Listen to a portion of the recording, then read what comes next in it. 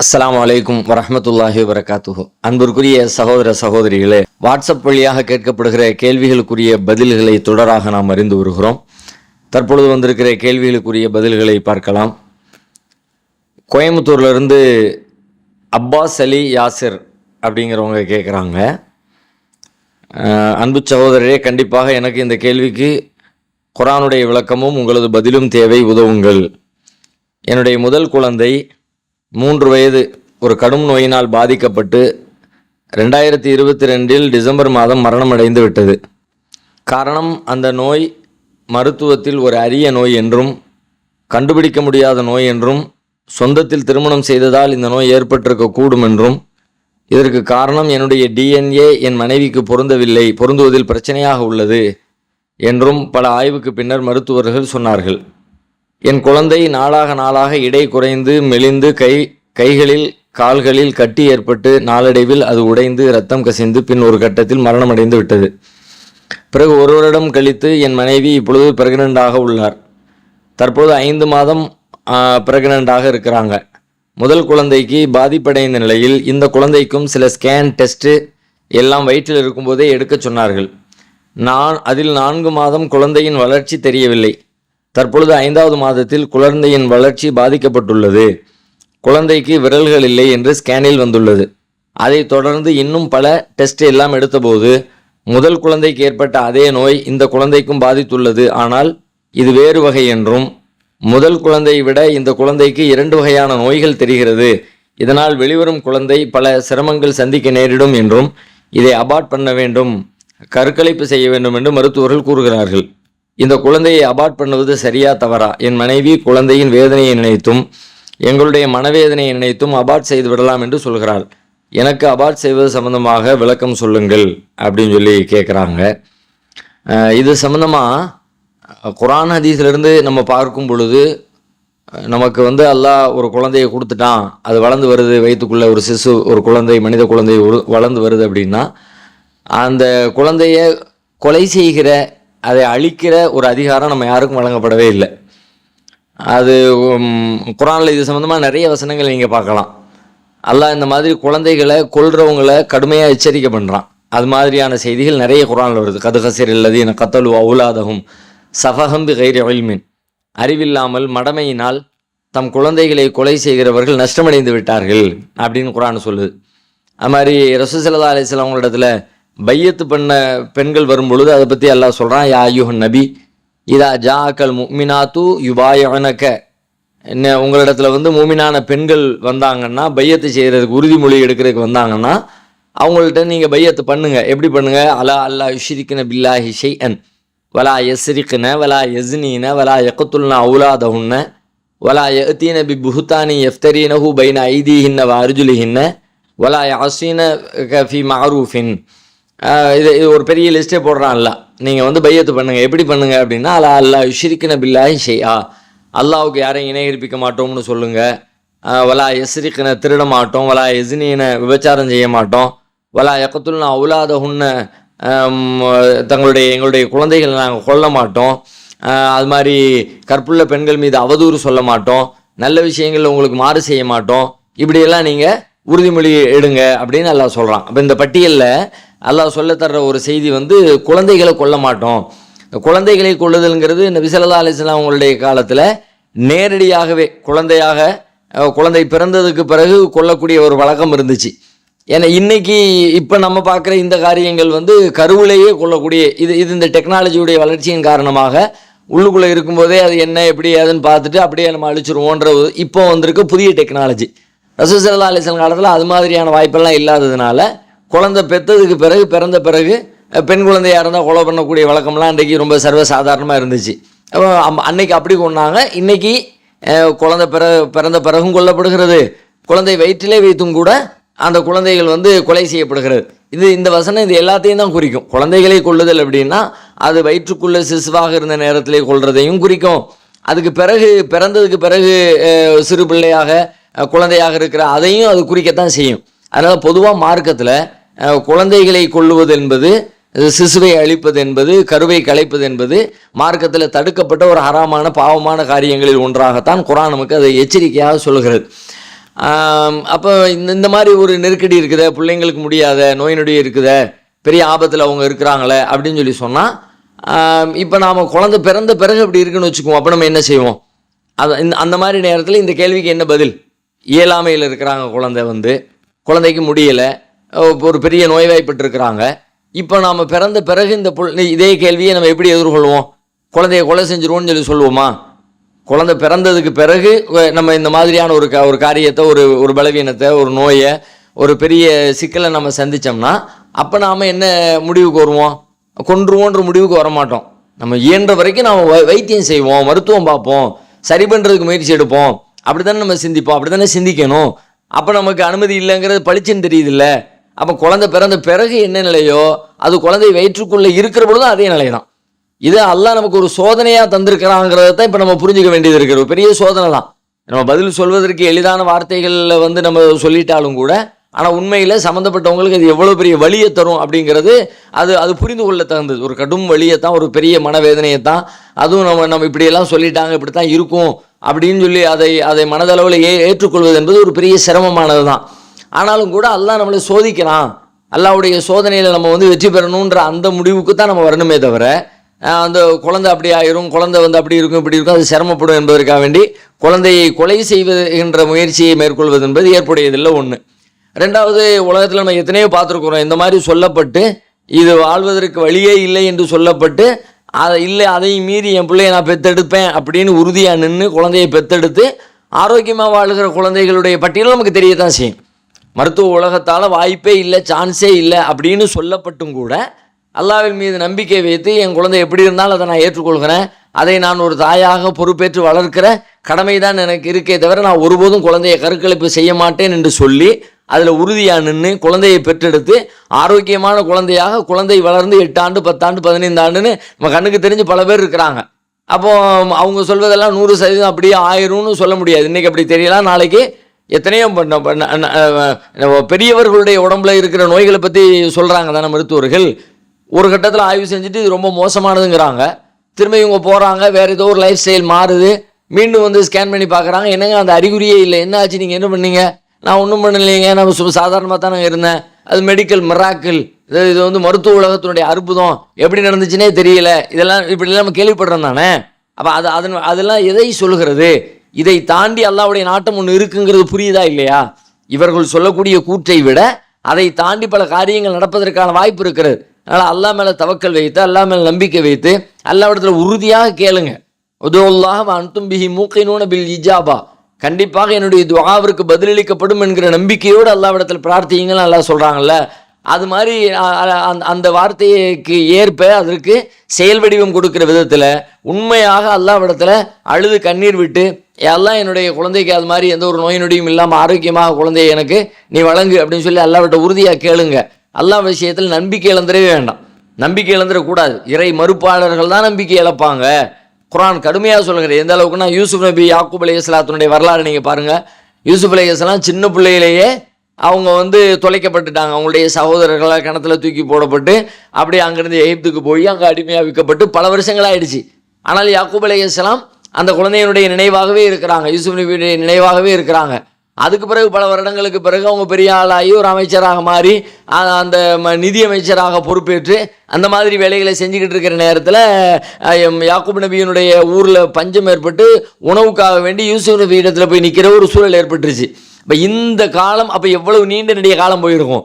இதுக்கு பிறகு சிறு வயதில் தொலைஞ்சு போன ஒரு குழந்தை ஒரு 20 ஆண்டுகளுக்கு பிறகு 25 ஆண்டுகளுக்கு பிறகு மீண்டும் கிடைப்பதற்கு வாய்ப்பு இருக்குது என்று நம்முடைய சாதாரணமான பகுத்தறிவை கொண்டு சிந்திச்சோம்னா அதை யோசிக்க முடியுமா?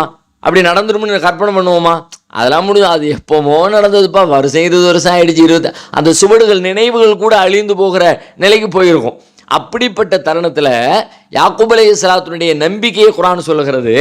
பிள்ளைங்க எல்லாம் போகிறாங்க, எங்கே எகிப்துக்கு போகிறாங்க, உணவு தேடி தேவைக்காக வேண்டி போகிறாங்க. அப்போ தன் பிள்ளைங்க இடத்துல சொல்கிறாங்க யாக்கூப் அலைஹிஸ்ஸலாம், யா பனி யذهبு ஃபதஹஸ்ஸஸு மின் யூசுஃப வ அஹீஹி வலா தைஅஸு மிர் ரௌஹில்லா இன்னஹு லா யைஅஸு மிர் ரௌஹில்லாஹி இல்லல் கௌமுல் காஃபிரும்.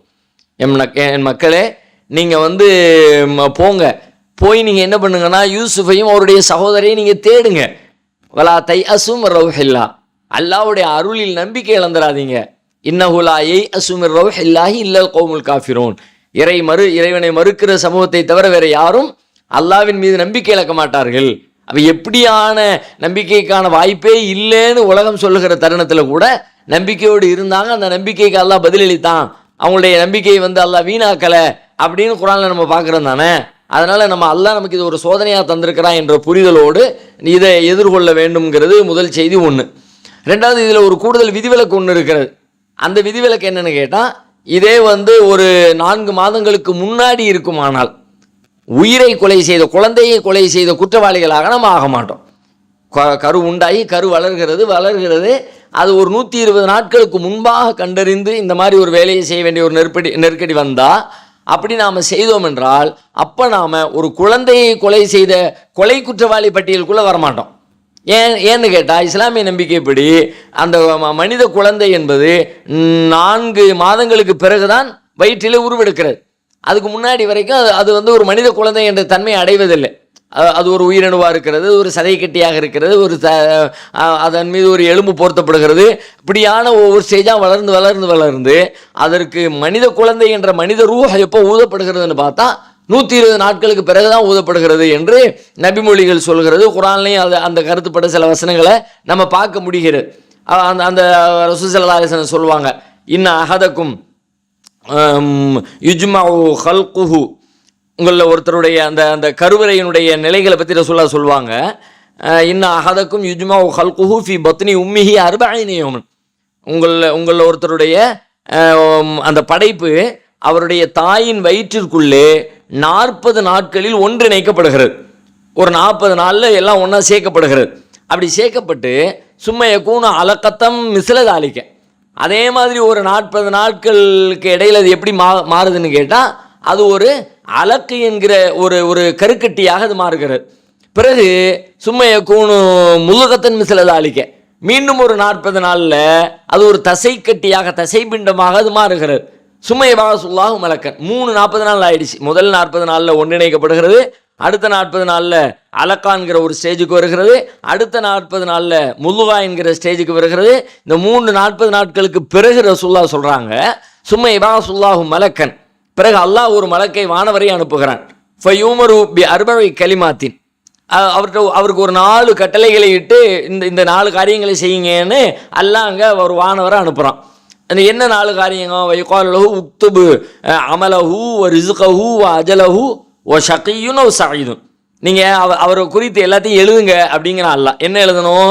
அவருடைய செயல்களை, அவருடைய ரிஸ்க் வாழ்வாதாரத்தை, அவருடைய தவணை எப்போ அவருக்கு டைம் முடியுது என்பதை, அவர் நற்பாக்கிய உடையவரா துர்பாக்கியசாலியா அப்படிங்கிறத, இது எல்லாத்தையும் அவருடைய விதியை முழுக்க எழுதுங்க அப்படின்னு அல்லாஹ் ஒரு கட்டளையை போட்டு ஒரு வானவரை அனுப்புகிறான்.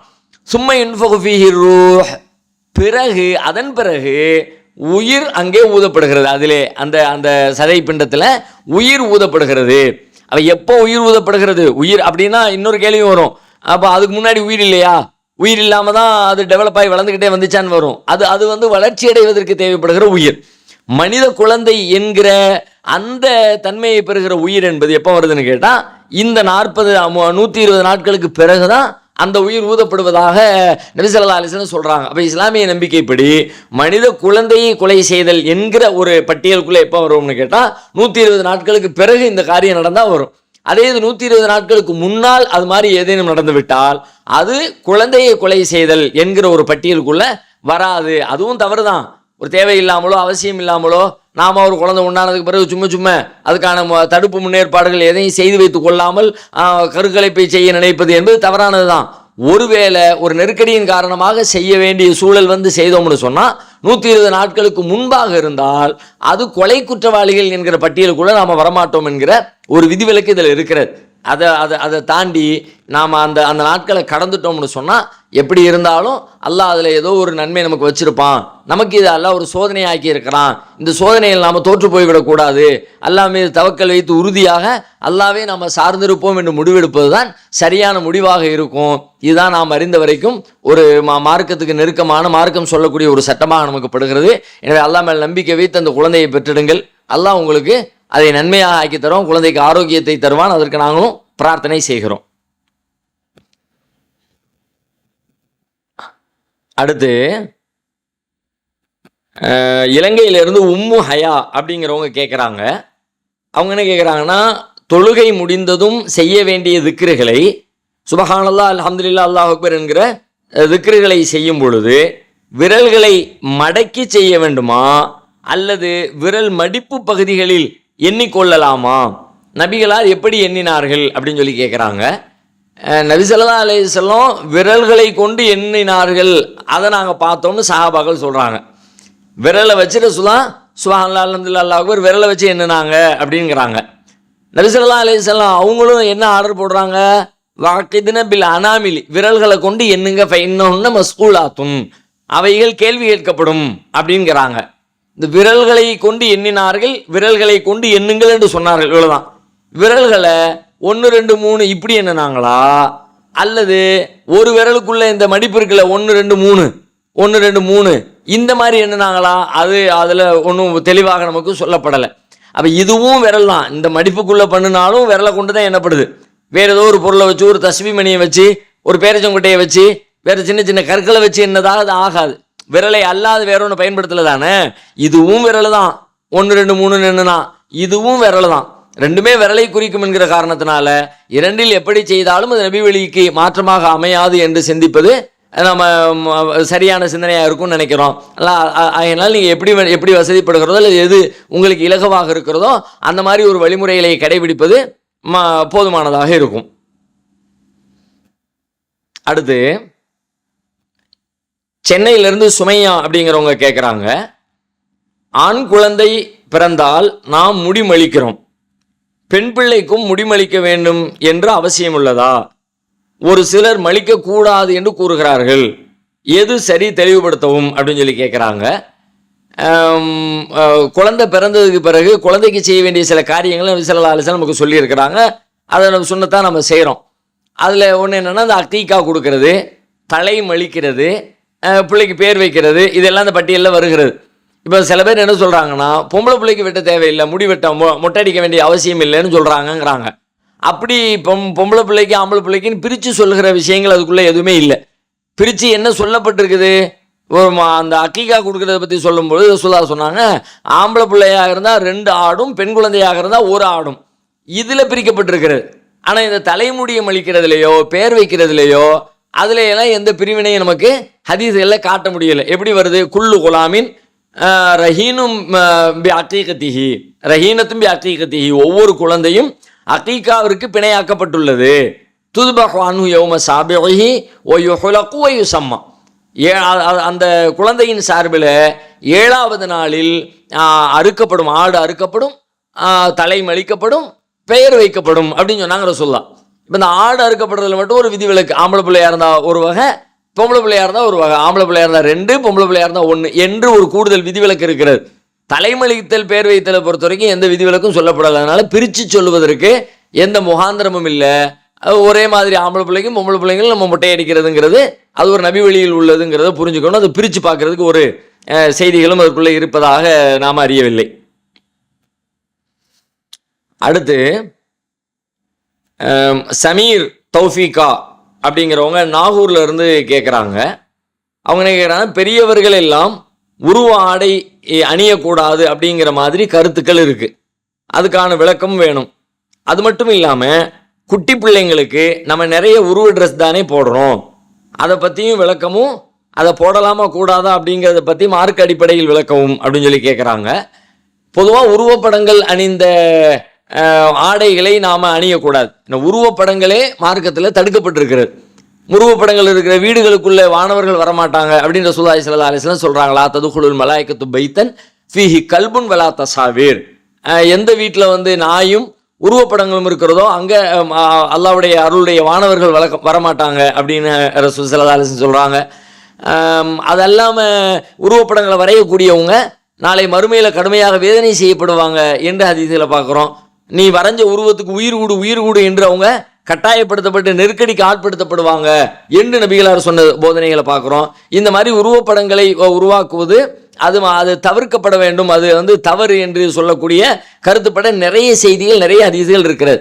நபி ஸல்லல்லாஹு அலைஹி வஸல்லம் வாழ்க்கையில் அது மாதிரி உருவம் அணிந்த நிகழ்வுகளை பார்த்து அதை கண்டித்து அந்த வீட்டுக்குள்ளே போகாமல் தவிர்த்து சொல்லலாம் இருக்கிறது. இப்போ இவங்களுடைய கேள்வி என்னென்னா, இந்த உருவங்கள் தவிர்க்க வேண்டும் அப்படின்னா பெரியவங்களுடைய ட்ரெஸ்ஸில் தவிர்த்துடுறோம், ஓகே. சின்ன பிள்ளைங்களுடைய ட்ரெஸ்ஸில் அது எப்படி, அது தவிர்க்கணுமா, அது வேணுமான்னு சொல்லி கேட்குறாங்க. ரெண்டுலேயும் தவிர்க்கத்தான் வேணும். குழந்தைங்களுடைய ஆடையில் இருந்தாலும் தவிர்க்கணும், பெரியவர்களுடைய ஆடையில் இருந்தாலும் தவிர்க்கணும். ஆனால் அந்த ஆடையில் இருக்கிறது பிரித்து பார்க்க முடியாத அளவிற்கு உண்டான சில அந்த படங்களாக இருந்தால், அந்த படத்தினுடைய அளவு வந்து குறிப்பிட்டு சொல்ல முடியலை, கிட்ட வந்து நெருங்கி வந்து அப்படி ஒத்து பார்த்தோம்னா ஏதோ ஒரு படம் மாதிரி, ஒரு உருவம் மாதிரி தெரிகிறது. ஆனால் அதை இன்னும் கவனமாக பார்த்தோம்னா அதை பிரித்து சொல்ல முடியாது, ஒரு உருவம் அப்படின்னு சொல்ல முடியாத அளவிற்கு உண்டான ஒரு நிலை இருந்துச்சுன்னா அதை நீங்கள் அந்த பட்டியலுக்குள்ளே சேர்க்க தேவையில்லை என்ற கருத்துப்பட சில விளக்கங்கள் ஹதீஸில் கிடைக்கிறது. எப்படி கிடைக்குது அப்படின்னு கேட்டால், இந்த ரக்கும்னு சொல்லுவாங்க, எம்ப்ராய்டிங் மாதிரி செய்வாங்க சில கம்பெனி லோகோ அடையாளங்கள் கூட நீங்கள் பார்க்கலாம் சில டிஷர்ட்டுகளில், சில ஆடைகளில். அதெல்லாம் பார்த்தீங்கன்னா ஒரு ஒரு முதல்ல மாதிரி இருக்கும். ஆனால் முதலே பார்த்தா டக்குன்னு பார்த்தா முதலேன்னு சொல்லலாம், ஆனால் முதலேன்னு பிரித்து பார்க்குற அளவுக்கு பெருசாக இருக்காது. அது ஒரு வகையான ஒரு சின்ன வேலைப்பாடு மாதிரி இருக்கும், ரொம்ப சின்ன பொருட்களாக சின்ன வடிவத்தில் இருக்கும். அந்த மாதிரி ரொம்ப சின்ன உருவமாக கண் காது மூக்கு தலை போக்குவரத்தெல்லாம் அப்படி விரித்து பார்க்க முடியாத அளவிற்கு உண்டான படங்களாக இருந்திருந்தால் அந்த மாதிரி படங்களுக்கு அனுமதி இருக்கிறது. ஒருவேளை அது மாதிரி படங்களாக இருந்தால் நாம் பெரியவர்களாகிய நாமும் சின்ன பிள்ளைங்களுக்கும் அணிவிக்கலாம், தப்பு கிடையாது. அதெல்லாம் சின்ன பிள்ளைங்களுக்கு நம்ம கொடுத்துடலான்னு அப்படி எந்த பொது அனுமதியும் இல்லை. அப்போ எதை வச்சு இந்த கேள்வி வருதுன்னு கேட்டால், குழந்தைங்க விளையாட்டு ஜாமான்லாம் அனுமதி இருக்குதே, அது மாதிரி அப்போ குழந்தைங்களுடைய ட்ரெஸ்ஸும் அனுமதி தானே. குழந்தைங்க விளையாட்டு ஜாமான்னு கிடையாது, விளையாட்டு சாமான், அதை வச்சு பெரியவர் கூட விளையாடலாம் தானே. ஒரு விளையாட்டு சாமானாக இருக்குது, பெரிய ஆளே அந்த விளையாட்டு சாமானை வச்சு விளையாண்டார், அது தப்புன்னு சொல்லுவோமா? அப்படி அது தப்புன்னு சொல்ல முடியாது. அது விளையாட்டு சாமான், அது ஒரு மதிப்பற்ற கவனம் பெறுகிற நிலையில் இல்லாமல் ரொம்ப அசால்ட்டாக மதிப்பிழந்த நிலையில் பயன்படுத்தப்படுகிற ஒரு பொருளாக இருக்கிறது அந்த விளையாட்டு பொருட்கள் என்பது.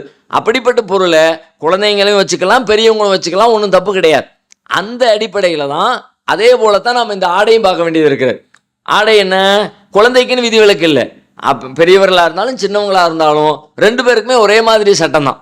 ஏன்னா இப்போ இன்னும் சொல்ல போனால் குழந்தைங்களே ட்ரெஸ்ஸை தேர்வு செஞ்சு அவங்களே போட்டுக்கிட்டாங்கன்னு வைங்க ஒரு பேச்சுக்கு, அப்படி இல்லை. அப்படி இருக்குமானால் அவங்க மேலே குற்றம் பதியப்படாதுன்னு மார்க்கத்தில் ஒரு சட்டம் இருக்கிறது. என்ன, ஏன், பருவ வயது அடைகிறதுக்கு முன்னாடி செய்யப்படுற தவறுகள் பதியப்படாது. அப்போ அதில் அவங்களுக்கு குற்றவாளி இல்லைன்னு ஆகுமே தவிர, இப்போ இந்த ஆடைகளை தேர்வு செய்கிறது நம்ம தானே, இந்த ஆடைகளை நாம் தானே அவர்களுக்கு வாங்குகிறோம், நாம் தானே அவர்களுக்கு அணிவித்து விடுகிறோம். அப்படின்னா அந்த மாதிரி ஆடைகளை நம்ம ஏன் தேர்வு செய்யணும்? மார்க்கத்தில் தடுக்கப்பட்டதுன்னு தெரியுது, பிறகு நம்ம தேர்வு செய்யணும். அந்த மாதிரி ஆடைகளை தவிர்த்துட்டு ரொம்ப அற்பமான, ரொம்ப சிறிதாக பிரித்து அதனுடைய உறுப்புகளை பிரித்து பார்க்க முடியாத அளவுக்கு உண்டான வேலைப்பாடுகளோடு கூடிய ஒன்றாக இருந்தால் அதை அலட்சியப்படுத்தலாம். அப்படி இருந்துட்டு போதுன்னு விட்டுறலாம். அது அல்லாமல் தெளிவாக தெரியக்கூடிய படங்களாக இருக்குமானால், உயிருள்ள காட்சிகளாக இருக்குமானால் அதை நாம் தவிர்க்கணும். ரெண்டாவது, இது உயிருள்ளவைகளுக்கு தான். உயிரற்ற பொருட்களை ஒரு மரம், ஒரு மலை, ஒரு செடி அந்த மாதிரி இருந்தால் அதில் ஒன்றும் பிரச்சனை இல்லை. ரெண்டாவது, இந்த படத்தே கூட, இந்த உருவங்களே கூட தலை சிதைக்கப்பட்ட நிலையில் இருக்குன்னு வச்சுக்கோங்க, அப்பவும் அதுவும் பிரச்சனை இல்லை. ஏன்னா தலை சிதைக்கப்பட்டுச்சுன்னா அது அனுமதிக்கப்பட்ட பட்டியலுக்குள்ளே வந்துருக்கிறது. அது வந்து உயிரற்றது என்கிற ஒரு நிலைக்கு அது வந்துடுது மார்க்க அடிப்படையில். அப்படி இருந்தாலும் பிரச்சனை இல்லை. இந்த மாதிரி விதிவிலக்குகள் இருக்குமானால் அதை பயன்படுத்திக்கங்க. இல்லைன்னு சொல்லி சொன்னால் குழந்தைகளுடைய ஆடைகளாக இருந்தாலும் உருவப்படங்களை நாம் தவிர்க்கத்தான் வேண்டும். அடுத்து, துபையிலிருந்து மூசா அப்படிங்கிறவங்க கேட்குறாங்க. என்ன கேட்குறாங்கன்னா, ஒரு வருடங்களுக்கு முன்னால் உடல்நல குறைவால் என் தாய் காலமாகி விட்டார். எனக்கு ஒரு தங்கை உள்ளார், அவள் படித்து கொண்டிருக்கிறார், நான் இங்கு வேலை செய்து கொண்டிருக்கிறேன். இந்த தருணத்தில் என் தந்தை வேறு ஒரு திருமணம் செய்வதாக முடிவெடுத்துள்ளார். அவர் திருமணம் செய்வதாக இருந்தால் எங்களிடம் அனுமதி வாங்க வேண்டுமா அப்படின்னு சொல்லி கேட்குறாங்க. எந்த அனுமதி வாங்க தேவையில்லை, உங்களுடைய பெர்மிஷனோட, உங்களுடைய அனுமதியோடு தான் அவர் திருமணம் செய்யணுன்ற ஒன்று கட்டாயமும் இல்லை. தாராளமாக அவர் சுயமாகவே அந்த திருமணம் முடிவெடுக்கலாம், திருமணத்தை செய்து கொள்ளலாம். அப்படி மார்க்கத்தில் எந்த சட்டமும் இல்லை, ஒன்று. ரெண்டாவது, அதை விட முக்கியமாக இன்னொரு செய்தி என்னென்னு கேட்டால், இந்த மாதிரி தருணங்களை பிள்ளைகள் உணர்ந்து கொண்டு அவர்களுக்கு சப்போர்ட்டாக நாம் அவர்களை ஊக்கப்படுத்தி திருமணம் செஞ்சுங்கன்னு சொல்லணும். அந்த சூழல், அந்த மாதிரியான வாய்ப்பு வசதிகள் இருக்குது, அவங்களுக்கு தேவையுள்ள நிலையில் அவங்க இருக்கிறாங்க, ரொம்ப முதியவங்களாக இருக்கிறாங்க, தங்களை பார்த்து கொள்ளவே இயலாத கட்டத்தில் இருக்கிறாங்கன்னா அது வேறு.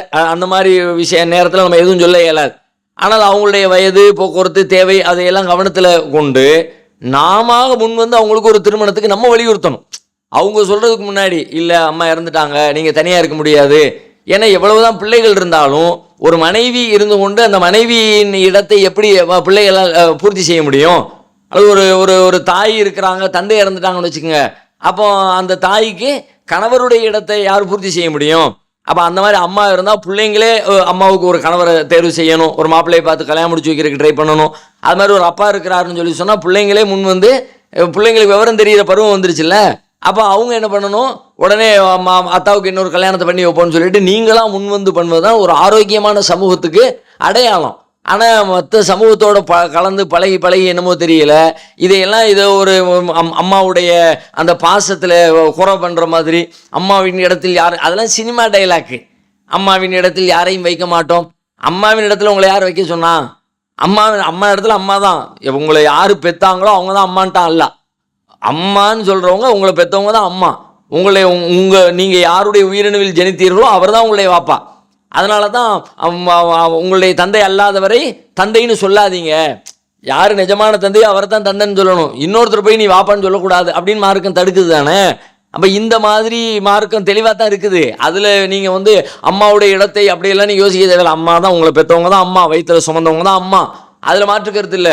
இப்படி பண்ணி வைத்த காரணத்தினால் அம்மாவின் மீதான பாசம் குறைஞ்சிச்சு. அதுவெல்லாம் நடிப்பு, இதுவெல்லாம் பொய், இதுவெல்லாம் போலி, யதார்த்த வாழ்க்கைக்கு உதவாத மிகையான கவிஞர்களாலும் இன்ன பிற கற்பனைவாதிகளாலும் உருவாக்கப்பட்ட ஒரு கற்பிதம் அப்படிங்கிறத புரிஞ்சுக்கிட்டு யதார்த்தத்தில் அவங்களுடைய தேவைகள் என்னவோ அதை பூர்த்தி செய்யக்கூடிய வேலைகளை நம்ம செஞ்சு வைக்கணும். பிள்ளைங்களாக நீங்களாக முன்வந்து செய்கிற வேலை சிறப்பானது. அப்படியான ஒரு சூழல் இல்லைன்னு சொல்லி சொன்னாலும் அவங்க உங்கள்கிட்ட எந்த பெர்மிஷன் கேட்க தேவையில்லை. தாராளமாக அவர் ஒரு திருமணத்தை செய்து கொண்டு அவருடைய அடுத்த கட்ட வாழ்க்கையை துவக்குவது என்பது மார்க்கத்தில் அனுமதிக்கப்பட்ட ஒன்று தான். அடுத்து அபு முகம்மது அப்படிங்கிறவங்க கரம்பக்குடியிலிருந்து கேட்குறாங்க. என்ன கேட்குறாங்கன்னா, அங்கங்கே டேஷ் போட்டு கேட்குறாங்க. அந்த டேஷ் ஜமாத்திலிருந்து ஒருவர் விலகி நபி வழி கொள்கையின்படி வாழ்ந்தாலும் அல்லது வேறு அமைப்பிற்கு சென்று விட்டாலும் அவர் வழிகட்ட கொள்கைக்கு சென்று விட்டார் என்றும், எங்கள் டேஷ் ஜமாத்தில் பயணிப்பவர்கள் மட்டுமே நபி வழி கொள்கைக்கு சொந்தக்காரர்கள் போலவும் சொர்க்கத்திற்கு உரியவர்கள் போலவும் அந்த டேஷ் ஜமாத்தினர் நினைப்பது சரியா அப்படின்னு சொல்லி கேட்குறாங்க. இதில் வந்து அவங்கள மட்டுமே முழுசாக குறை சொல்லிட முடியாதுன்னு நினைக்கிறேன். ஏன்னு கேட்டால் இந்த மாதிரியான சிந்தனை உருவாக்கத்தின் பின்னணியில் நம்மளும் சேர்ந்து தான் இருக்கிறோம். எல்லாரும் சேர்ந்து தான் அப்படியான ஒரு நிலையை உண்டாக்கி கடைசியில் அது ஒரு எல்லை மீறி போகிற தருணத்தில் வேறு சிக்கல்களை உணர்ந்ததுக்கு பிறகு அதுக்கு பிறகு தான் பல பேருக்கு எல்லாம் அந்த கண்களை திறந்து கொடுத்துருக்குறான், அந்த பார்வையை விசாலமாக்கி கொடுத்துருக்குறான். இல்லை இன்றைக்கி அவங்க அந்த நிலையில் இருக்கிறாங்க. நம்ம நேற்று எல்லாருமே சேர்ந்து அந்த நிலையில் இருந்தோம். இன்னைக்கு சில பேர் அதிலிருந்து விலகிற வாய்ப்பாக எல்லாம் கொடுத்துறான். சில பேருக்கு இன்னும் விளக்கம் இல்லாத நிலையை நீடிக்கிற ஒரு சூழல் எல்லாம் கொடுத்துருக்குறான். ஏன்னா ஜமாத்தை விட்டு போயிட்டா இயக்கத்தை, இப்போ இஸ்லாத்தை வளர்த்தல் என்பதை விட இஸ்லாத்தை வைத்து கொண்டு இயக்கத்தை வளர்த்துருக்குறோம், இயக்க சிந்தனைகளை ஊட்டி இருக்கிறோம் அப்படிங்கிறத இதிலிருந்து நமக்கு தெளிவாகிறது. உண்மையில் இஸ்லாமிய அடிப்படையில் உண்டான செயல்பாடுகளாக இருக்குமானால், இஸ்லாமிய அடிப்படையில் உண்டான வழிமுறையாக இருக்குமானால் எப்படி இப்படியெல்லாம் சிந்திக்க முடியும்? இங்கே இருந்து போயிட்டு இந்த அமைப்பை விட்டு போயிட்டா முடிஞ்சு போச்சு. ஏதோ ரசூல் ஸல்லல்லாஹு அலைஹி வஸல்லம் உண்டாக்குன அந்த ஜமாத்திலிருந்து போனவர் மாதிரி, நபி ஸல்லல்லாஹு அலைஹி வஸல்லம் உண்டாக்குன ஜமாத்தில் அவங்க லீடராக இருக்கும்பொழுது அவங்கள விட்டு ஒருத்தர் போனார்னா அவர் கொள்கையை விட்டு போயிட்டார், இஸ்லாத்தை விட்டுட்டு போயிட்டாருங்களாம். அதுக்கு பிறகு ஒவ்வொருத்தரும் அவங்கவுங்களுடைய அறிவுக்கும் தகுதிக்கும் திறமைக்கும் ஏற்ப ஏதோ ஒரு அமைப்புகளை கட்டமைப்புகளை உண்டாக்கி போய்கிட்டு இருக்கிறாங்க. அதுலேருந்து ஒருத்தர் போனால் அவர் என்னமோ இஸ்லாத்தை விட்டு போயிட்ட மாதிரி, அவர் ஏதோ கொள்கையை விட்டு போயிட்ட மாதிரி அப்படியெல்லாம் நினைப்பது என்பது அது ஒரு பெரிய பாவமான ஒரு செயல். நாள்பட அல்லது நாம் வாய்ப்பு கிடைக்கிற பொழுது அவங்களுக்கு சரியான முறையில் எடுத்து சொன்னோம்னு சொன்னால் அல்லாஹ் அவங்களுக்கும் அது மாதிரியான ஒரு சரியான சிந்தனையின் பார்வையை திறந்து கொடுப்பான் அப்படின்னு சொல்லி நம்ம நம்பலாம். அப்படிங்கிறது தான் அதுக்கான பதில். அடுத்து முகமது சல்மான் கான் அப்படிங்கிறவங்க ஆர்எஸ் மங்கலம், ராமநாதபுரம் ஆர்எஸ் மங்கலத்திலிருந்து கேட்குறாங்க. பாய், இது காது குத்தலாமா அப்படி என்றதுக்கு பதில் கொடுத்துருந்தீங்க. காது குத்தப்படுவதே அழகு என்கிற அடிப்படையில் தானே பாய்? காது குத்துறாங்க, அழகுக்காகத்தானே காது குத்துறாங்க. இதில் எப்படி இறையச்சத்தை பொறுத்து நம்ம அதில் முடிவு எடுக்க முடியும்? அப்படி நீங்கள் சொல்லியிருந்தீங்க. நீங்கள் தந்த பதிலில் 2 கருத்துமே இருக்குது, இருந்தாலும் கூடுதல் தகவல் வேணும், கொஞ்சம் விளங்கப்படுத்தினா நல்லாயிருக்கும் அப்படிங்கிறாங்க. இப்போ காது குத்துறது சம்மந்தமாக 2 வகையான ஆதாரங்களும் இருக்குது. குத்தலாம் என்பதற்கு உரிய சான்றும் இருக்கிறது, குத்த வேண்டாம் என்று சொல்லுகிறவர்கள் என்ன சொல்கிறாங்க, அதுக்குரிய வாதங்கள் என்னங்கிற ரெண்டையும் சொல்லியிருந்தோம். சொல்லிவிட்டு முடிவாக வந்து இந்த ரெண்டையும் நீங்கள் வச்சு சீர்தூக்கி பார்த்து உங்களுக்கு இறையச்சத்தின் அடிப்படையில் உங்களுக்கு எது சரின்னு படுதோ அந்த முடிவை நோக்கி போங்கன்னு சொல்லி நம்ம சொல்லியிருந்தோம். அப்போ அதெல்லாம் அவர் கேட்குறாங்க, அதே அழகு தானே குத்துறாங்க, இதில் என்ன இறையச்சத்தின்படி முடிவு எடுக்கிறதுன்னு சொல்லி கேட்குறாங்க. அழகுக்கு குத்தப்படுகிறதுங்கிறது உண்மை. ஆனால் நம் மார்க்கத்தில் இது குத்துறது கூடுமா கூடாதா என்ற கேள்விக்கு முடிவு எடுக்கணும்ல. மார்க்கப்படி ஒரு காரியத்தை நம்ம செய்கிறோம். இப்போ நம்ம ஒரு ட்ரெஸ் போடுறோம், இந்த ட்ரெஸ்ஸு போடுறது கூடுமா கூடாதா, நம்ம தலைமுடியை ஒரு குறிப்பிட்ட வகையில் வந்து அழகுபடுத்துகிறோம். இப்படி நாம் செய்யக்கூடிய ஒவ்வொரு காரியமும் மார்க்கத்தில் நம்ம செய்யக்கூடிய ட்ரெஸ்ஸை போடுறோம்னா அழகாக இருக்கணும் தான் ட்ரெஸ் போடுறோம், உடம்பு மறைக்கணும் தான் ட்ரெஸ் போடுறோம். ஆனால் இந்த ட்ரெஸ்ஸை போடலாமா கூடாதான்னு கேட்குறோம்ல. இது மாதிரி மார்க்கத்தில் இது அனுமதிக்கப்பட்டதா இல்லையா அப்படிங்கிற முடிவெடுக்கும் பொழுது உங்கள் மனோ இச்சையின்படி எனக்கு பிடிச்சிருக்கு, நல்லா இருக்குது, என் உடம்பு அப்படின்னு முடிவெடுத்துறாம அந்த அந்த மனோ இச்சையிலெல்லாம் ஓரங்கட்டி வச்சுட்டு அல்லாஹ் சொல்கிற இதில் என்ன சொல்கிறான், அல்லாஹ்வுடைய வார்த்தைக்கு நான் வந்து முழுசாக கட்டுப்படுவேன், அல்லாஹ் வந்து கூடாதுன்னு சொல்லி சொன்னால் நான் தவிர்த்துக்குவேன், அல்லாஹ் அங்கீகரிச்சுதாம்னா நான் செஞ்சுக்குவேன் அப்படின்னு சொல்லிட்டு இறைவனை முன்னிறுத்தி உங்களுடைய முடிவை எடுங்க என்பதுதான் இந்த இறையச்சத்துக்கு அர்த்தம். அழகுக்கு தான் நம்ம செய்கிறோம், ஆனால் அழகாக இருக்குது என்பதற்காக வேண்டி நான் செய்கிறேன்னு செஞ்சிடக்கூடாது. அழகாக இருக்குது ஆனால் அல்லாஹ் தடுத்துட்டான், எனவே நான் செய்ய மாட்டேன்னு முடிவு கோரணும். அது அழகாக இருக்கா இல்லையா என்பதற்காக வேண்டி நான் குத்துற முடிவு கோரக்கூடாது. அல்லாஹ் அங்கீகரிச்சானா இல்லையா என்பதை வச்சு தான் என்னுடைய முடிவுக்கு நான் வரணும். இதுதான் இறையச்சத்தின்படி முடிவு எடுக்கிறது. ரெண்டு விஷயம் முன்னாடி இருக்குது. நீங்கள் பக்கச்சார்பு இல்லாமல் உங்களுடைய வெறுப்புகளை ஓரங்கட்டி வச்சுட்டு உங்களுக்கு நல்லா இருக்குது அப்படிங்கிற விஷயத்தையெல்லாம் தூர வச்சுட்டு இந்த ரெண்டையும் நீங்கள் பாருங்கள், ரெண்டையும் சீர்தூக்கி சிந்திச்சு பாருங்கள். இந்த ரெண்டில் உங்களுக்கு என்ன முடிவு வருது, இல்லை அது குத்துறது தப்பு தான் அப்படின்ற ஒரு எண்ணம் வந்து இறையச்சத்தினுடைய குர்ஆனில் இந்த வசனத்தை பார்க்கும்போது இந்த ஹதீஸ்களை எல்லாம் வச்சு பார்க்கும் பொழுது குத்துறது தப்பு தான் அப்படின்னு உங்களுடைய மனம் வந்து அந்த அந்த சட்டங்களில் அந்த வசனங்களிலிருந்து ஒரு சட்டத்தை விளங்குமானால் குத்துறது தப்புன்ற முடிவுக்கு வந்துடுங்க. இல்லை நான் ஹதீஸ் குர்ஆன் வச்சு விளங்கும்போது இந்த ரசூலுல்லாஹ் காலத்தில் காது குத்துனாங்க, அதுக்கு ஆதாரம் இருக்குது, அதனால் அது நபிகளாருக்கு முன்னாடியே நடந்ததுக்கு பிறகு நம்ம அதுக்கு பிறகு அதை விட பெரிய என்ன அறிவாளி, அதை விட பெரிய என்ன யோசனைக்கு வேண்டி இருக்குது என்று யோசிக்கிறேன் அப்படின்னு நீங்கள் முடிவுக்கு வந்தால் குத்தலாம்னு முடிவுக்கு வாங்க. அதுக்கு பிறகு நீங்கள் குத்துற வேலைகளை பாருங்கள். இப்படி முடிவெடுப்பதில் நீங்கள் வந்து ஒரு இறையச்சத்தின்படி முடிவெடுங்க. உங்களுடைய நலனுக்காக உங்களுடைய வெறுப்புக்காக ஒரு முடிவை நீங்கள் எடுத்துடாதீங்க என்பதுதான் அந்த செய்திக்கான இறையச்சத்தின்படி முடிவெடுங்கள் என்ற அந்த பதிலுக்கான விளக்கம்.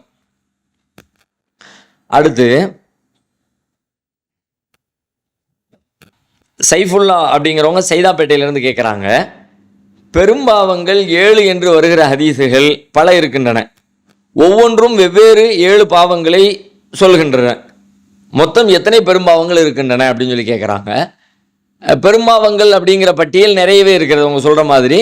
இப்போ உதாரணமாக 7ன்னு வருது, 4 வருது, 3 வருது, ஒவ்வொரு ஹதீஸில் ஒவ்வொரு எண்ணிக்கையில் வருது. 7லேயே வேறு வேறு பாவங்கள் சொல்லப்பட்டு வருகிறது. உதாரணமாக ஒரு ஹதீஸில் நீங்கள் எடுத்தீங்கன்னா அஷ்ஷிர்கு பில்லா, அல்லாஹ்வுக்கு இணை கற்பிப்பது பெரும்பாவம், அஸ்ஸஹரு சூனியம் பெரும்பாவம், அது மாதிரி வட்டி வாங்குவது பெரும்பாவம், அனாதைகளுடைய சொத்துக்களை சாப்பிட்றது பெரும்பாவம், குழந்தைகளை கொலை செய்வது பெரும்பாவம், போர்க்களத்தில் புறமுதுகு காட்டி ஓடுறது அது பெரும்பாவம். இப்படி ஒரு பட்டியல் வருகிறது. இதே மாதிரி வேறொரு ஹதீஸில் பார்த்தீங்கன்னா வேறு சில பெற்றோரை நோவினைப்படுத்துவது பெரும்பாவம், பொய் சாட்சி சொல்வது பெரும்பாவம், இப்படியாக வேறு வேறு செய்திகள் பெரும்பாவங்க பட்டியலுக்குள்ளே வருகிறது. இப்போ உங்களுடைய கேள்வி என்னென்னா, இது மாதிரி ஒவ்வொரு ஹதீஸில் ஒவ்வொரு எண்ணிக்கை வருது, ஒவ்வொரு வார்த்தை சேர்ந்து வருத, இப்போ இதை நம்ம எதை எத்தனை பெரும்பாவம் என்று முடிவு கோர்றதுன்னு கேட்குறாங்க. இது திட்டவட்டமாக ரசூலுல்லாஹ் மொத்தமாக லிஸ்ட்டு போட்டு இத்தனைன்னு சொல்லலை. அதனால் இது எல்லாவற்றையும் ஹதீஸ்களில் கிடைக்கிற எல்லாவற்றையும் தொகுத்து என்ன கிடைக்கிறதோ அந்த முடிவு கோரணும். அப்படி சில பேர் தொகுத்து சில எண்ணிக்கைகள் சொல்கிறாங்க. உதாரணமாக 70 சொல்கிறாங்க, 70 பெரும்பாவங்கள் இருக்கிறது என்று சொல்லி சில பேர் அது நம்ம அந்த லிஸ்ட்டை கரெக்டாக செக் பண்ணி அதை ஒப்பிட்டு பார்த்து அந்த அர்த்தத்தில் சொல்லலை. சில பேர் அப்படி அந்த ஒரு லிஸ்ட்டு போட்டு வச்சுருக்கிறாங்க, 70 பெரும்பாவங்கள் இருக்கிறது என்று சொல்லி ஹதீஸிலிருந்து ஆதாரம் கிடைக்கிறது என்ற அடிப்படையில எல்லாம் புத்தகங்கள்லாம் வெளியிட்டிருக்கிறாங்க. அதனால் திட்டவட்டமாக இத்தனை நம்பர்னு நமக்கு சொல்ல தெரியலை. அது முழுமையாக பார்த்தால் மட்டும்தான் அது சொல்ல முடியும். அது அல்லாமல் நிறைய அந்த 7ஓட நிறுத்திக்காமல் வேறு வேறு எதெல்லாம் பெரும்பாவன்ற அந்த வார்த்தையை சொல்லி சொன்னாங்களோ எல்லாமே அந்த லிஸ்ட்டுக்குள்ளே உள்ளது தான் என்று நாம் புரிந்து அதிலிருந்து விலகி கொள்ள வேண்டும். அடுத்து நெல்லை மாவட்டம் பேட்டையிலிருந்து உசேன் அப்படிங்கிறவங்க கேட்குறாங்க, அல்லாஹ் ஆகுக என்று சொன்னால் உடனே அது ஆகிவிடும். வானங்களையும் பூமியையும் படைக்க 6 நாட்கள் ஆகிவிட்டது. இந்த வசனத்தை நாம் எப்படி புரிந்து கொள்வது அப்படின்னு சொல்லி கேட்குறாங்க.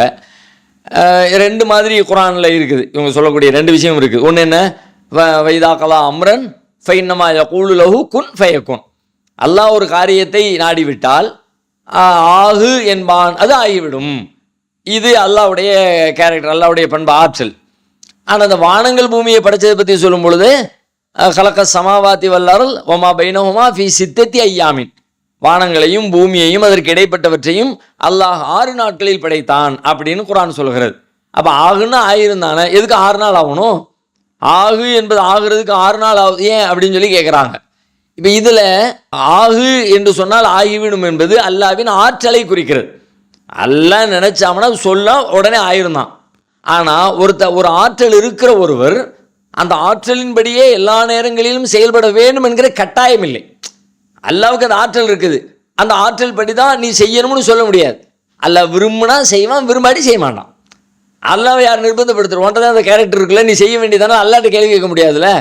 லா யுசால் அம்மா இஃபால், அவன் செய்வதை பற்றி கேட்கப்படாது. வஹும் யுசாலும், மற்றவங்க செய்கிறது தான் அவன் கேட்பான். மற்றவங்க கேள்வி கேட்கப்படுவார்களே தவிர அல்லாஹ் விஷயத்தில் எனக்கு முடியும், ஆனால் இப்போ நான் நினைக்கல, எனக்கு தோணலை. இதான் அராத ஷைஅன் அன் யகூல லஹு குன் ஃபயகுன். ஒன்றை அவன் நாடினால் ஆகுமா ஆகிரும். நாடலாட்டி லேட் ஆகுமா லேட் ஆகும், 2 நாள் ஆகுமா 2 நாள் ஆகும், 6 நாள் ஆகுமா 6 நாள் ஆகும். அது அல்லாஹ்வுடைய நாட்டத்தின் பார்ப்பட்டது. இப்போ நீங்கள் இப்படி புரிஞ்சுக்கங்களேன். சாதாரணமாக ஒருத்தருக்கு வந்து ஒரு 50 கிலோ சக்கரை மூடையை அசால்ட்டாக தூக்கி போட்டுருவார். இப்போ அந்த ஆற்றல் அவருக்கு இருக்குது. சில நேரங்கள் அப்படின்னு தூக்கி போடுறாரு. திடீர்னு ஒரு நாள் என்ன பண்ணுறாரு, 10 கிலோவா 5 பையா பிரித்து அதை தூக்கி வைக்கிறார். உனக்கு தான் 50 கிலோவா தூக்க முடியுமே, அதனால் நீ இந்த 10 கிலோவா எப்படி தூக்கணும்? தூக்க முடியாது. அது 2 முறைன்னு கிடையாது. அவர் விரும்பினா தூக்குவார், அப்படியும் செய்வார். 10 கிலோவா பிரித்து இப்படியும் செய்வார். 2க்கும் இருக்குது அவருக்கு. 50 கிலோ தூக்க முடிந்த ஒருத்தர் 10 கிலோ தூக்க முடியும் தானே. அந்த மாதிரி ஆகுன்னு சொல்லி ஆக்கி விடுகிற ஆற்றல் அல்லாவுக்கு இருக்கிறது.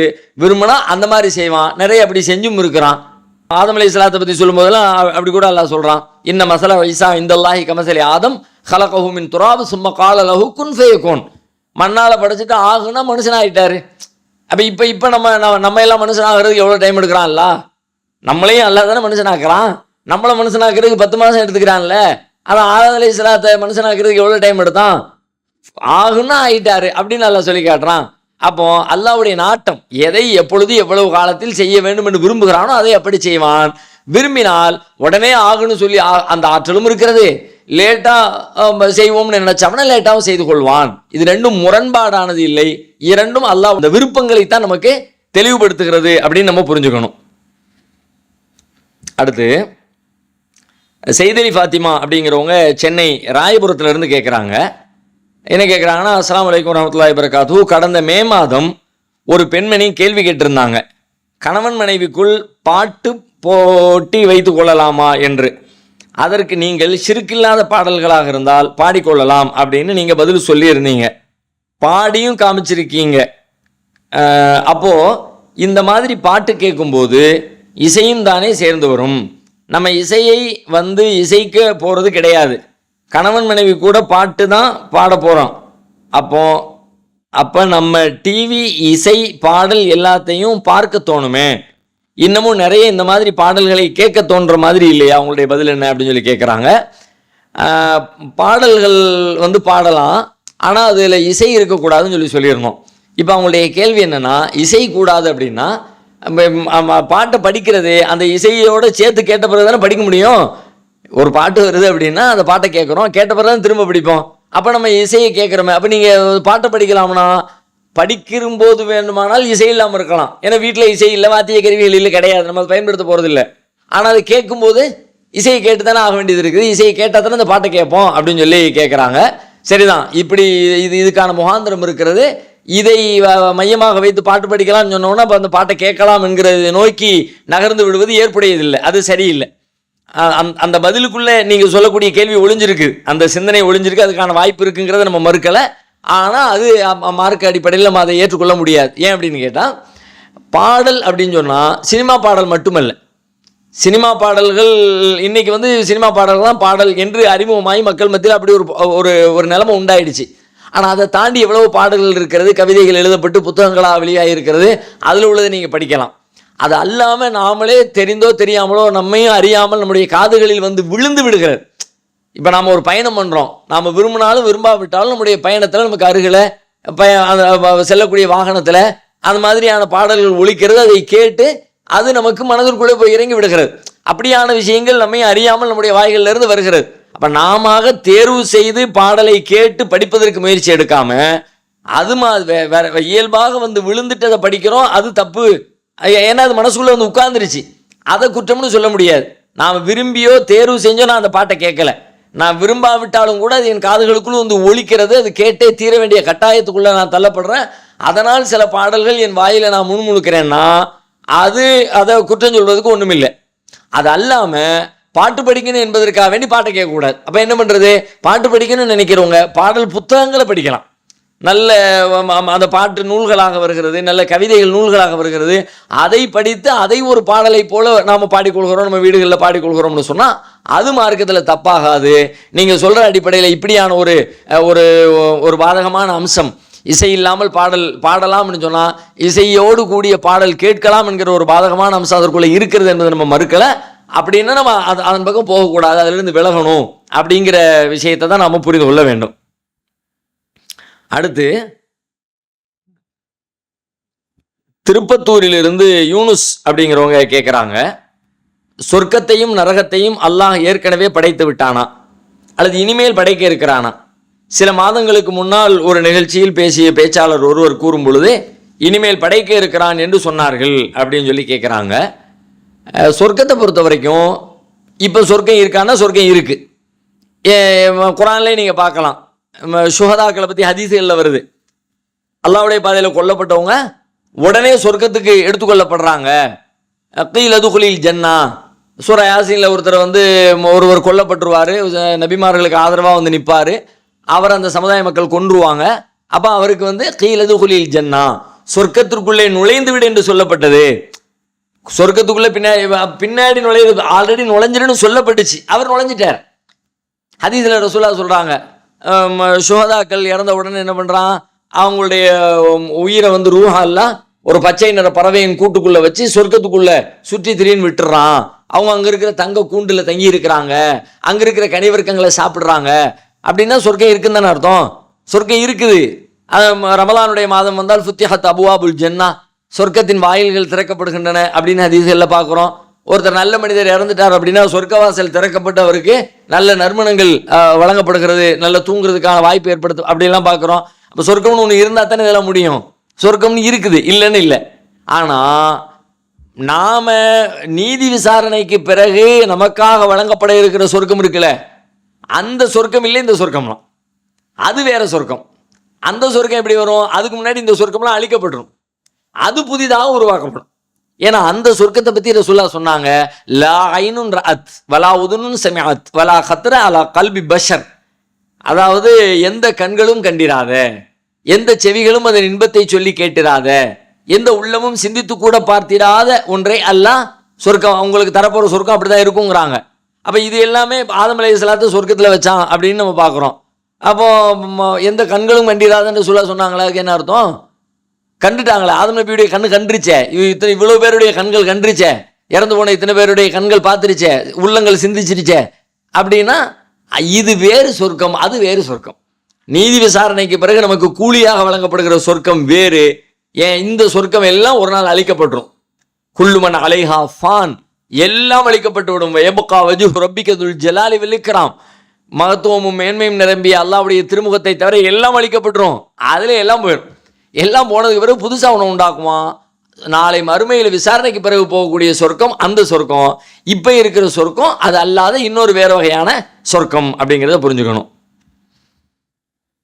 அடுத்து முகமது ஆரிஃப் அப்படிங்கிறவங்க புத்தானத்திலிருந்து கேட்குறாங்க, எனது கேள்வி, 4 ரக்காத் உள்ள தொழுகையில் லுஹர் அஸ்ர் இஷா மற்றும் 3 ரக்காத் உள்ள தொழுகை மக்ரிப் கடைசி அமர்வு எவ்வாறு அமர வேண்டும் அப்படின்னு சொல்லி கேட்குறாங்க. பொதுவாகவே 4 ரக்காத்து 3 ரக்காத்துன்னு இல்லை, கடைசி அமர்வு அத்தையாத்தில் எப்படி உட்கார்றது சலாம் கொடுக்குற அத்தையாத்தில் உட்காரக்கூடிய அமர்வு எதில் சலாம் கொடுக்குறோமோ அது 2 ரக்காத்தாக இருக்கலாம், 4 ரக்காத்தாக இருக்கலாம், 3 ரக்காத்தாக இருக்கலாம். சலாம் கொடுக்கக்கூடிய அந்த கடைசி அமர்வு எப்படி இருக்கணும்னா, இடது காலை வந்து படுக்க வச்சு வலது காலை நட்டு வச்சு நம்முடைய பித்தட்டை வந்து பூமியில் படுகிற வகையில் நபி ஸல்லல்லாஹு அலைஹி வஸல்லம் அவர்களுடைய அந்த அத்தையாத்து சலாம் கொடுக்குற அத்தையாத்துடைய இருப்பு இருந்துச்சு அப்படின்னு சொல்லி ஹதீஸில் பார்க்குறோம். எல்லாவற்றுக்கும் அது பொதுவானது தான். 4 ரக்காத்து 3 ரக்காத்து என்று பிரித்து சொல்வதற்கு அதில் எந்த அம்சங்களும் இல்லை அப்படிங்கிறத புரிஞ்சுக்கணும். அடுத்து ஆஷிக் அப்படிங்கிறவங்க கோயம்புத்தூர்ல இருந்து கேட்குறாங்க, அஸ்ஸலாமு அலைக்கும், பெண்கள் கபிரிஸ்தானுக்கு செல்லலாமா அப்படின்னு சொல்லி கேட்குறாங்க.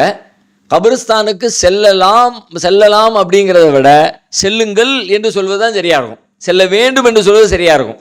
ஏன்னு கேட்டால் ஆரம்பத்தில் ரசூல் ஸல்லல்லாஹு அலைஹி வஸல்லம் பெண்களை கபிரிஸ்தானுக்கு போக வேண்டாம்னு சொல்லியிருந்தாங்க, சில காரணங்களுக்காக வேண்டி தடுத்திருந்தாங்க. ஆனால் அதனுடைய நன்மைகள் அவங்களுக்கு நன்மைகளை சொல்லி பின்னாடி அந்த தடையை ரசூலுல்லாஹ் நீக்கிட்டாங்க. எப்படி சொன்னாங்க? குன்து நஹைத்துக்கும் அன் ஜியாரத்தில் குபூர் ஃபஸூருஹா, உங்களை முன்னாடினா கபரு ஜியாரத்து செய்வதை விட்டு தடுத்திருந்தேன், ஆனால் இப்போ சொல்கிறேன் நீங்கள் ஜியாரத்து பண்ணுங்க அப்படின்னு நபி ஸல்லல்லாஹு அலைஹி வஸல்லம் தடையும் சொல்லிட்டாங்க. தடையை இப்போ நான் நீக்கிட்டேன், நீங்கள் ஜியாரத்து பண்ணுங்கன்ட்டாங்க. பண்ணுங்கன்னு சொன்னதோடு மட்டும் இல்லாமல் அதற்குரிய நன்மைகளையும் சொன்னாங்க. ஏன்னா ஃபைன்னஹா துதக்கிருல் ஆஹிரா, அது மறுமையை உங்களுக்கு நினைவுபடுத்தும், மரணத்தை நினைவுபடுத்தும், உங்களுடைய கல்புகளை லேசாக்கும், உள்ளத்தை லேசாக்கும், அப்படியெல்லாம் ரசூல் ஸல்லல்லாஹு அலைஹி வஸல்லம் சொல்லியிருக்காங்க. கபிரிஸ்தானுக்கு போனோம்னா நம்ம அங்கே நின்று சிந்திப்போம் தானே, யோசிப்போம் தானே. சும்மா சுற்றுலாவுக்கு யாரும் கபிரிஸ்தானுக்கு போக மாட்டோமே. அது நம்முடைய மனப்பயிற்சிக்கு உதவும்.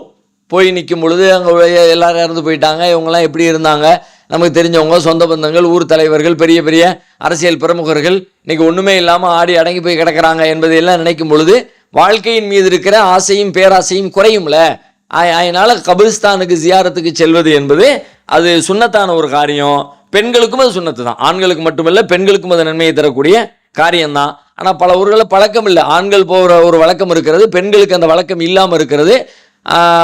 பெண்களுக்கும் அந்த வழக்கத்தை உண்டாக்கி கொள்வது என்பது நபி வழியின்க்கு நெருக்கமான அம்சமாக இருக்கும்.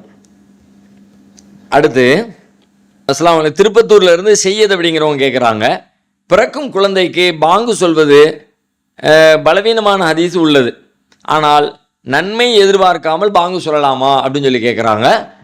பாங்கு சொல்லக்கூடாது, அது அப்படி ஒரு அது ஒரு நன்மை, ஒரு காரியம் தானே, ஒரு வழிபாடு, மார்க்கம் சார்ந்த ஒரு விஷயம் தானே பாங்குங்கிறது. அப்போ நபி ஸல்லல்லாஹு அலைஹி வஸல்லம் செஞ்சாங்கன்றதுக்கு திட்டவட்டமான ஒரு ஆதாரம் கிடைக்கலாட்டி அதை நாம் செய்யக்கூடாது. நீங்கள் நன்மையை எதிர்பார்க்குறீங்களா இல்லையாங்கிறது விஷயமே இல்லை. உங்களுடைய எதிர்பார்ப்பு, உங்களுடைய நோக்கம் எப்படி வேணாலும் இருக்கட்டும், அது ஆனால் அந்த செயல் சரியா தப்பா ரெண்டையும் பார்க்கணும்ல. எண்ணத்தை மட்டும் சரியாக வச்சுக்கிட்டு செயலை தப்பா அப்படியும் கூடாது, செயலை சரியாக வச்சுக்கிட்டு எண்ணம் தப்பாக இருந்தால் அப்படியும் கூடாது, ரெண்டுமே தப்பு. அந்த அடிப்படையில் இந்த செயலே தப்பு. பாங்கு எதுக்கு சொல்லப்படணும்? பாங்குன்னு ஒரு வார்த்தை சொல்லப்பட்டிருக்கு, அல்லாஹ் அக்பர் ஆரம்பிச்சு லா இலாஹா இல்லல்லாஹ் முடியுது. இந்த பாங்குடைய வார்த்தைகள் ஏன், எதற்கு, அது எதுக்கு இது மார்க்கத்தில் கற்றுத்தரப்பட்டுச்சோ அதை அதுக்கு பயன்படுத்தணும். அதை தாண்டி அது அல்லாத ஒரு புதிய வழிமுறைக்காக வேண்டிய ஒரு காரியத்தை அந்த விஷயத்தை பயன்படுத்துவது என்பது மார்க்கத்தில் ஏற்புடையதல்ல. அதுதான் பிதாத்துங்கிறது. பிதாத் என்பது நன்மையை எதிர்பார்த்து செய்தால் மட்டும்தான் பிதாத்துன்னு சொல்ல முடியாது. நன்மையை எதிர்பார்க்காட்டி இது மார்க்கம் தானே இதை கற்றுத்தந்துச்சு, இந்த வழிமுறை என்பதே மார்க்கத்தில் உள்ளது. பாங்கு என்கிற ஒரு செட்டப்பே மார்க்கத்தில் உள்ளது தானே. அப்போ மார்க்கத்தில் உள்ளதை நீங்கள் செயல்படுத்துகிற பொழுது அதற்கான அனுமதி எங்கே இதை பயன்படுத்தணும்னு சொல்லப்பட்டிருக்கோ அங்கே பயன்படுத்தினா தான் சரி. அதை வேறு இடத்துல மாற்றி பயன்படுத்துவது என்பது அது மார்க்கத்தில் பிழையாக போயிடும். சாதாரணமாக நீங்கள் பயன்படுத்துகிற ஒரு நல்ல சொற்களே எடுத்துக்கங்களேன், நல்ல சொல்லுதான், நல்ல நன்மை தரக்கூடிய சொல்லுதான், அப்படிப்பட்ட சொல்லக்கூட இடம் மாற்றினீங்கன்னா பெரிய சிக்கலே உண்டாயிருமே, சமூக அமைப்பிலே சிக்கல் உண்டாயிருமே. நீங்கள் நன்மையை எதிர்பார்க்குறீங்கிறத தாண்டி நன்மையை எதிர்பார்க்காமலே சொன்னால் கூட சிக்கலை உண்டாக்குமே. உதாரணமாக ஒருத்தர் மௌத்தாயிட்டாரு, வந்து உங்களுக்கு செய்தி சொல்லப்படுது எங்கள் வாப்பா மௌத்தாயிட்டாங்க அப்படின்னு, அல்ஹம்துலில்லாஹ் நீங்கள் சொல்கிறீங்க. அல்ஹம்துலில்லாஹ் சொன்னால் அது நல்லதா கெட்டதா? நல்ல வார்த்தை தானே. அல்லாஹ் புகழ்கிற வார்த்தை சாதாரண வார்த்தையா? அது ஒரு நன்மைக்குரிய வார்த்தை தானே. அல்ஹம்துலில்லாஹ் தானே குர்ஆனே ஆரம்பமாகுது, அல்ஹம்துலில்லாஹி ரப்பில் ஆலமீன் சொல்லிட்டு தானே. தொழுகை நம்ம அலும் சூரால் அப்படி தானே ஆரம்பிக்கிறோம். அப்போ அப்படிப்பட்ட ஒரு சிறப்பான ஒரு காரியத்தை, ஒரு வார்த்தையை ஒருத்தர் வந்து இங்கே சொன்னார்னா இப்போ நம்ம எப்படி எடுத்துக்கிறோம், எப்படி புரிஞ்சுக்கிறோம், எவ்வளோ பெரிய சிக்கல் உண்டாக்குது. என்னுடைய தந்தை மரணமாயிட்டார்னு சொல்கிறேன், நீ எல்லாம் அல்ஹம்துலில்லாஹ் சொல்கிற. அப்போ நடைமுறையில் நீங்கள் நன்மை எதிர்பார்க்கலைங்கிறத தாண்டி இந்த மாதிரி சொற்களை, மார்க்கம் கற்றுத்தந்த வார்த்தைகளை இடமாற்றுதல்ங்கிறது அதுவும் மார்க்கத்தில் பிதஅத்தாகத்தான் நாம் புரிந்து கொள்ள வேண்டும். அப்படியே நாம் செய்யக்கூடாது.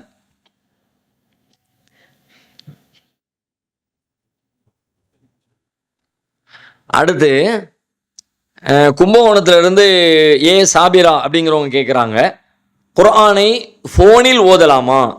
இதில் குர்ஆனை பார்த்து ஓதும்போது ஒரு எழுத்துக்கு 10 நன்மை உள்ளதே, அதே நன்மை ஃபோனை பார்த்து ஓதும் போதும் கிடைக்குமா அப்படின்னு சொல்லி கேட்குறாங்க. தாராளமாக கிடைக்கும். ஓதுறதுக்கு தான் கிடைக்குது, நீங்கள் பார்க்கறதுக்கு கிடைச்சதல்ல. அது நீங்கள் உங்கள் வாயிலிருந்து அந்த வார்த்தை வருது இல்லை, அல்ஹம்துலில்லாஹி ரப்பில் ஆலமீன், அது எப்படி வந்தா என்ன? ஒருத்தர் சொல்ல கேட்டு நீங்கள் சொன்னாலும் அல்ஹம்துலில்லாஹி ரப்பில் ஆலமீன் தான். ஒரு எழுத்தை பார்த்து வாசித்தாலும் அல்ஹம்துலில்லாஹி ரப்பில் ஆலமீன் தான். அது அச்சிடப்பட்ட எழுத்தாக இருந்தாலும் அப்படி தான், அது டிஜிட்டல் வடிவத்தில் இருந்தாலும் அப்படி தான். எப்படி இருந்தாலும் இந்த நன்மை எதற்கு வழங்கப்படுகிறது? உங்கள் நாவு அசைந்து நாவிலிருந்து வருகிற சொற்களுக்காக வழங்கப்படுகிறது. அது எங்கே இருந்தது, எங்கே பதிவு செய்யப்பட்டிருந்தது, என்ன மாதிரி பதிவு செய்யப்பட்டிருந்துச்சு அப்படின்றத வச்சு அல்ல. அதனால் தாராளமாக நீங்கள் ஃபோனை பார்த்து ஓதுனாலும் அதுக்குரிய நன்மை உங்களுக்கு கிடைக்கும். கடலூரில் இருந்து ஷமீனா அப்படிங்கிறவங்க கேட்குறாங்க, என்னுடைய கேள்வி, பிற மதத்தவர் இறை நம்பிக்கை ஏற்ற பின்னும் பெற்றோர்கள் மனம் முடிக்க அனுமதிக்காவிட்டால் என்ன செய்வது அப்படின்னு சொல்லி கேட்குறாங்க. ஒருத்தவங்க இஸ்லாத்தை ஏற்றுட்டு வந்துட்டாங்க, அவங்களுடைய பேரண்ட்ஸ் வந்து இவங்க திருமணம் செய்து கொள்வதை அனுமதிக்கலை. அப்போ என்ன பண்ணுறதுன்னு கேட்குறாங்க. அனுமதிச்சு தான் ஆகணும், அனுமதிக்காட்டி இவங்க பண்ணிட வேண்டியதான். ஏன்னா அவங்களுக்கான ரைட்ஸ், ஒவ்வொருவருக்குமான உரிமையை வந்து ஒருத்தருடைய உரிமை இன்னொரு தாய் என்கிற காரணத்தினாலோ தந்தை என்கிற காரணத்தினாலோ அந்த உரிமைகளை செம்மைப்படுத்தி முறைப்படுத்தி அதை அவங்களுக்கு அதை செஞ்சு கொடுக்கணுமே தவிர அவங்களுடைய கடமையை அவங்க நிறைவேற்றலை. அதனால் இவங்களுடைய உரிமையை இவங்க இழக்க வேண்டிய அவசியம் இல்லை.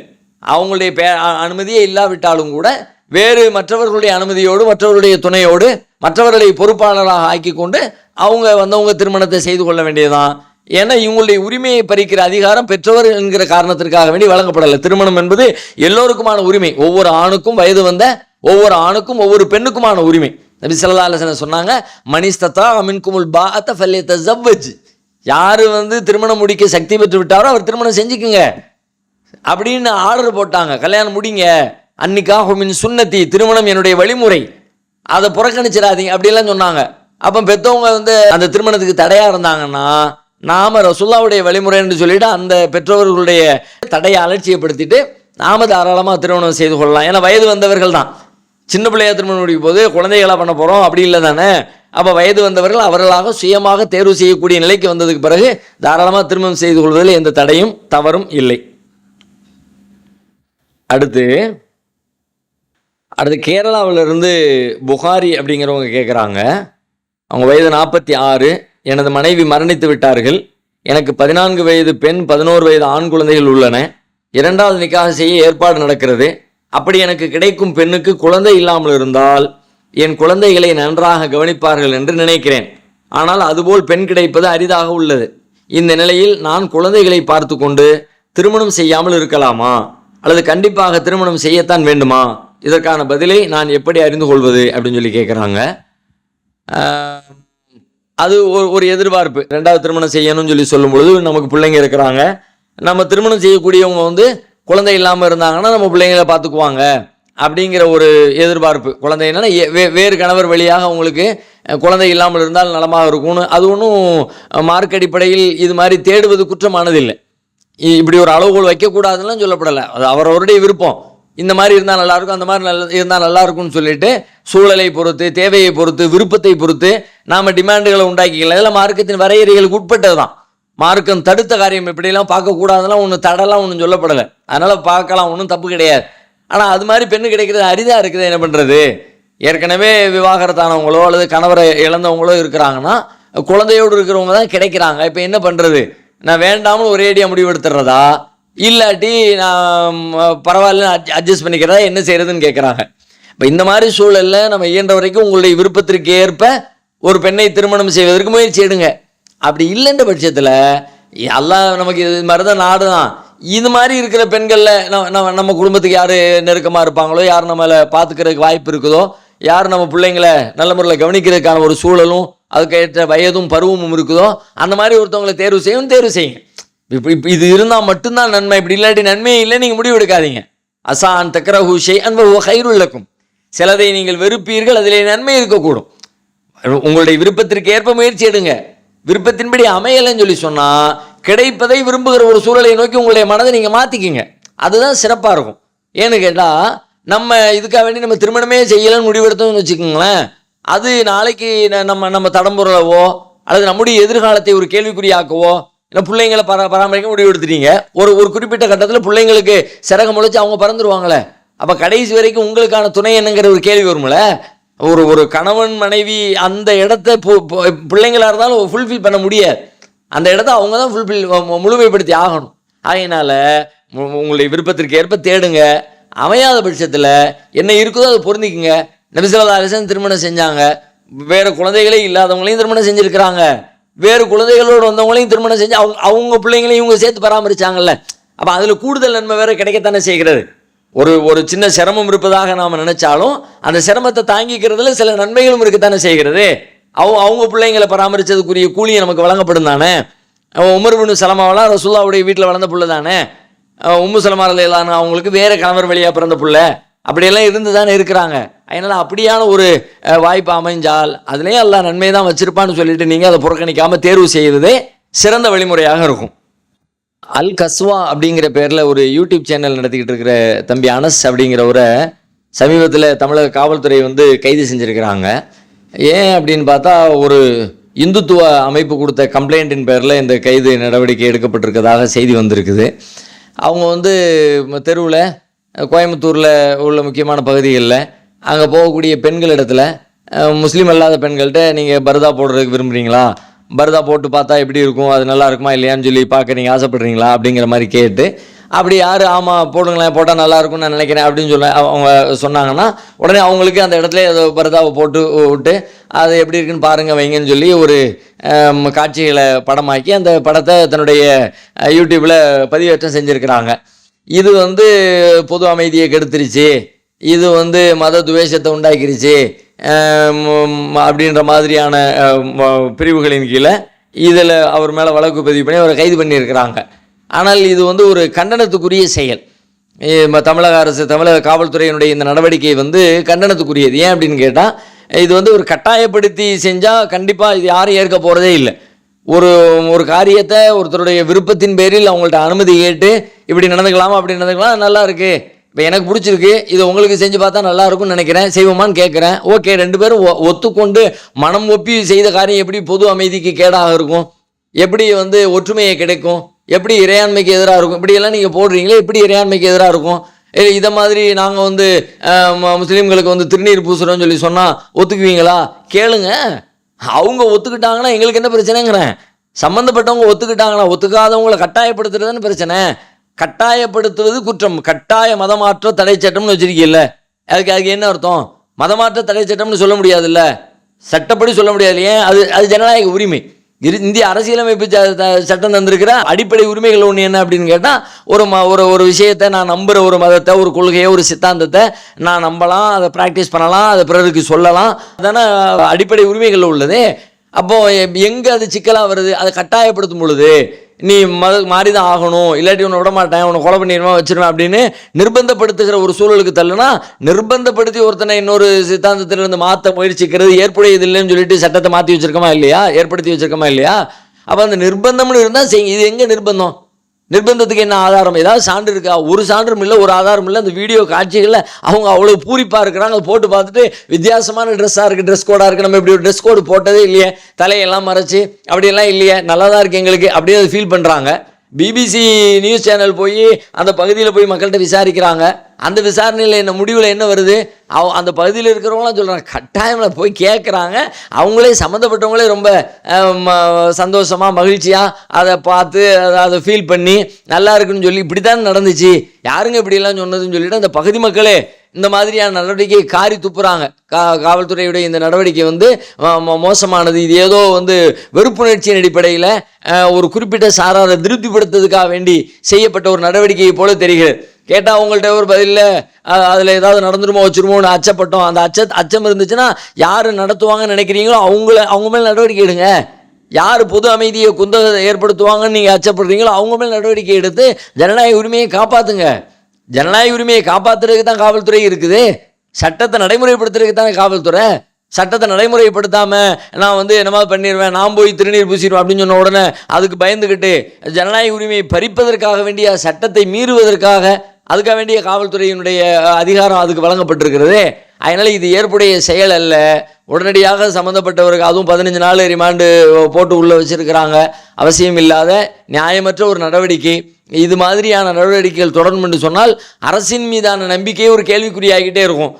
தமிழக அரசின் மீதான நம்பிக்கையை இவங்க யாரை திருப்திப்படுத்துறதுக்காக வேண்டி இந்த மாதிரி வேலைகளை செய்கிறாங்கன்னு சொல்லிட்டு அந்த மாதிரி நம்பிக்கை இழக்கிற ஒரு சூழலை நோக்கி தமிழகம் சென்றுவிடக்கூடாது. தமிழகம் உண்மையில் அமைதி பூங்கா நம்ம சொல்லிக்கிட்டு இருக்கோம்னு சொன்னால் இந்த மாதிரி நடவடிக்கைகளின் வழியாக அந்த அமைதி கேள்விக்குறியாகுங்கிறத புரிந்து கொண்டு உடனடியாக சட்டத்தை நடைமுறைப்படணும். யாருக்கும் எக்ஸ்கியூஸ் கேட்கல. சட்டத்துக்கு புறம்பாக நடக்கிறவங்கள, தவறு செய்யக்கூடியவங்களை, தீமைகளை செய்யக்கூடியவங்க, அவங்கள யாரும் நம்ம ஆதரிக்கிறது இல்லை. இந்த சமுதாயத்தில் யாருமே அதை ஆதரிக்கவும் மாட்டாங்க, ஆதரிக்கவும் இல்லை. எதுக்கு ஆதரவு? சட்டத்துக்கு தான் ஆதரவு.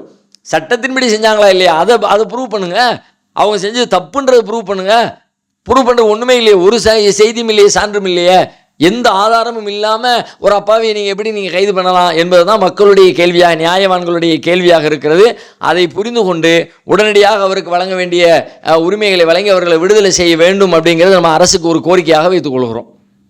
நேரம் நிறைவடைந்து விட்ட காரணத்தினால இத்தோடு நம்ம நிகழ்ச்சியை நிறைவு செய்வோம். இன்ஷா அல்லாஹ் மீதம் இருக்கிற கேள்விகளுக்குரிய பதில்களை அடுத்த வாரம் பார்க்கலாம். அஸ்ஸலாமு அலைக்கும் வரஹ்மத்துல்லாஹி வபரகாத்துஹு.